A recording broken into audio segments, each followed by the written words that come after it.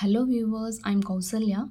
Today we are going to solve problems related with reciprocity theorem, and the problem is verify reciprocity theorem in the circuit shown in figure and calculate the transfer resistance.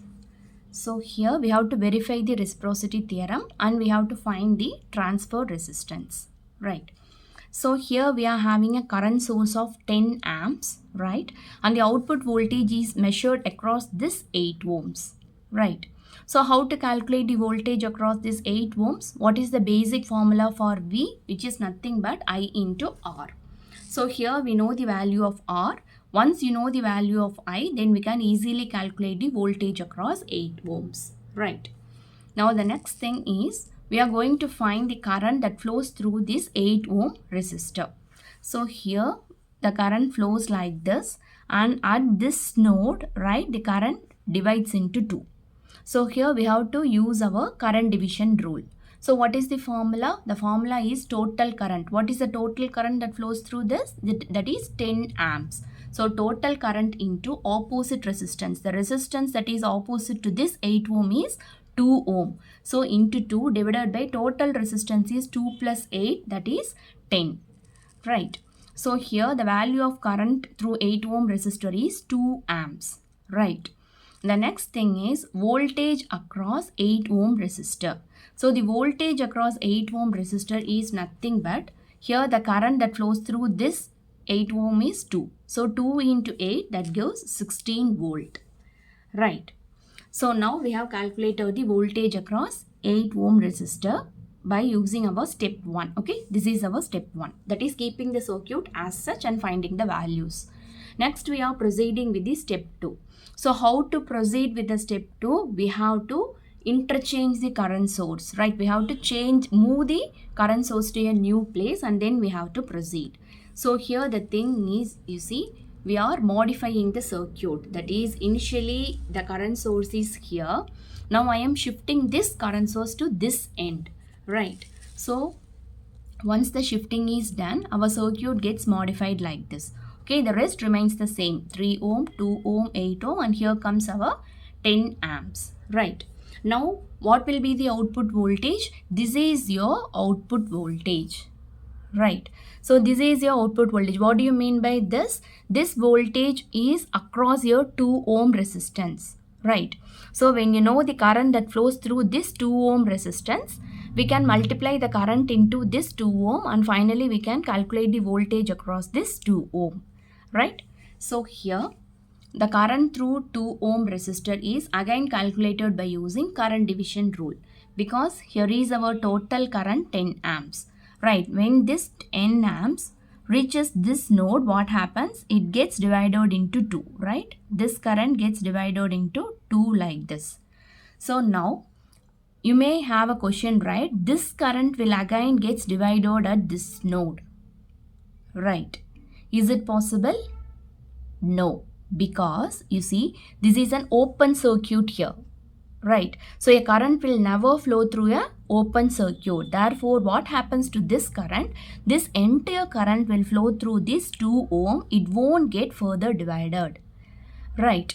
Therefore, the current through 2 ohm resistor is given by, again, what is the total current? That is 10 amps into opposite resistance. Resistance which is opposite to this 2 ohm is 8 ohms. So 8 divided by total resistance is 2 plus 8, that is nothing but 10. So when you solve, so here we get the answer as 8 amps. That is, current flowing through this 2 ohm is 8 amps. So what will be the output voltage now? Output voltage is nothing but 2 into 8. That gives again 16 volts, right? So again you see, by using step 1, the voltage, that is the output voltage is 16 volt. Again by using our step 2, the output voltage is 16 volt. Therefore here the reciprocity theorem is verified. Now the next thing is we have to calculate the transfer resistance. So transfer resistance is nothing but V by I. Right? What is the voltage here? It is 16 volt. And what is the current that flows through that path? It is 10. Right? Therefore, that gives the answer as 1.6 ohms. Right? So, problem 2 gets over here. So, we are proceeding with our problem number 3. in the circuit shown in figure, find the current in the 4 ohm resistor, apply the reciprocity theorem and compare the two currents. What change results in the current through 5 ohm and 2 ohm branches? So here you see this is the circuit diagram, right? So in this circuit diagram, we are asked to find the current that flows through this 4 ohm resistor. Right. So here we have to apply the reciprocity theorem and we have to compare the currents that flows through these branches also. Right. So here you see all these three resistors are in parallel. Okay, they are parallel to each other as well as they are parallel with the voltage source. Therefore, this 10 voltage will be impressed across this 5 ohm as well as this 2 ohm as well as this 4 ohm. Right. Therefore, the current is given by I is nothing but V by R. So, current flowing through this 4 ohm is nothing but 10 by 4. Right. This is your V and this is your R. That gives 2.5. Similarly, current flowing through this 5 ohm will be 10 by 5 which is 2 amps and this 2 ohm will be 10 by 2 which is nothing but 5 amps. Right. Now, the next thing is we have to apply reciprocity theorem here. So, how to apply reciprocity theorem? We have to shift this voltage source to this end, right? So, that is our first thing. So, we are redrawing this circuit here, right? We have moved this voltage source from here to here.